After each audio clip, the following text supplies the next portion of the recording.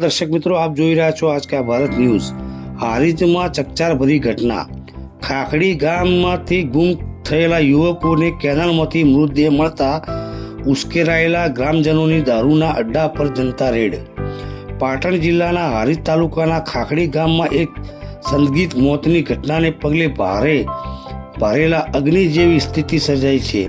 છેલ્લા 3 દિવસથી ગુમ થયેલા 40 વર્ષીય યુવકનો મૃતદેહ કેનાલમાંથી મળી આવતા પરિવારે તેની હત્યા થઈ હોવાનો આક્ષેપ કર્યો છે, જેના પરિણામે રોષે ભરાયેલા ગ્રામજનોએ પોલીસની હાજરીમાં જ દારૂના અડ્ડા પર તોડફોડ કરી જનતા રેડ પાડી હતી।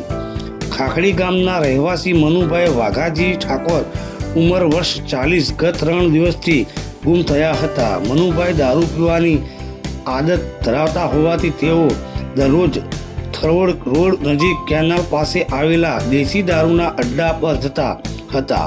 શુક્રવારે બપોરે કેનાલમાંથી તેમનો મૃતદેહ મળી આવતા પરિવાર અને સમગ્ર ગામમાં ચકચાર મચી ગઈ હતી। મૃતક યુવકના પરિવારજનોએ સીધા આક્ષેપ કર્યા છે કે દારૂના ઠેકેદારે યુવકને દારૂ પીવડાવ્યા બાદ કેનાલમાં ધક્કો મારી દીધો હોઈ શકે છે। આ શંકાના આધારે પરિવારે ન્યાયની માંગ કરી છે। યુવકનો મૃતદેહ મળ્યાના સમાચાર વાયુ વેગે ગામમાં ફેલાતા મોટી સંખ્યામાં ગ્રામજનો કેનાલ પાસે એકઠા થઈ ગયા હતા। ઉશ્કેરાયેલા ટોળાએ પોલીસની હાજરીમાં જ દારૂના અડ્ડા પર ઘસી જઈ જનતા રેડ પાડી હતી।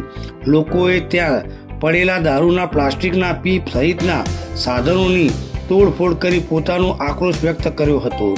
ઘટના સ્થળે પહોંચેલી હારીજ પોલીસે મૃતદેહને કબજે કરી પોસ્ટમોર્ટમ અર્થે હોસ્પિટલ ખસેડ્યો હોવાનું જાણવા મળ્યું છે।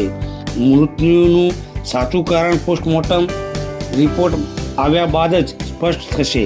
પરિવારના આક્ષેપો અને દારૂના અડ્ડા અંગે તપાસ હાથ ધરવામાં આવી છે। ગામમાં શાંતિ જળવાઈ રહે તે માટે પોલીસ બંદોબસ્ત તૈનાત કરવામાં આવ્યો છે।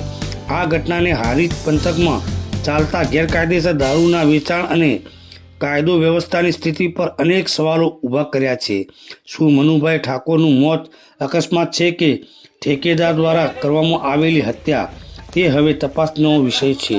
રિપોર્ટર ઇકબાલ શાહ, આજ કા ભારત ન્યૂઝ, પાટણ।